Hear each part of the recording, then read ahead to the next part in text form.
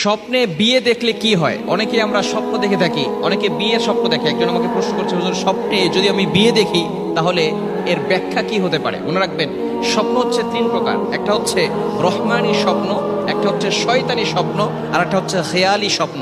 রহমানি স্বপ্ন মানে হচ্ছে আল্লাহর পক্ষ থেকে যে স্বপ্নগুলো আসে, ভালো স্বপ্নগুলো সেটা আল্লাহর পক্ষ থেকে আসে। খারাপ স্বপ্ন এটা শয়তানের পক্ষ থেকে আসে। আর একটা হচ্ছে খেয়ালি স্বপ্ন, আপনি সারাদিন যেটা চিন্তা করছেন এটাই আপনার স্বপ্নে বাস্তবায়িত হবে, অর্থাৎ স্বপ্নে আপনি সেটাই দেখবেন। এজন্য এই তিন ধরনের স্বপ্ন হয়।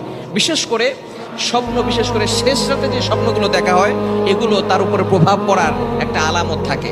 আমরা দিনের বেলা যে স্বপ্ন দেখি তার প্রভাব কিন্তু মানুষের উপরে সাধারণত পড়ে না। যদি কোনো ব্যক্তি নিজের বিয়ের স্বপ্ন দেখে যে সে নিজে বিয়ে করতেছে, তাহলে এর দ্বারা ভয় পাওয়ার কোনো কারণ নাই।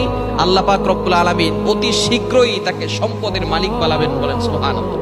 আল্লাহ তাআলা অতি শীঘ্রই তাকে সম্পদের মালিক বানিয়ে দিবেন। এজন্য যদি কেউ নিজের বিয়ে দেখে তাহলে আল্লাহ পাক রব্বুল আলামিন তাকে অতি শীঘ্রই সম্পদের মালিক বানাবেন। কারণ আল্লাহ তাআলা পবিত্র কোরআনুল কারীমের ভিতরে নিজে বলে দিয়েছেন, সূরাতুন নূরের ভিতরে 18 নম্বর পারার 15 নম্বর পৃষ্ঠা রয়েছে, ওয়ানকিহুল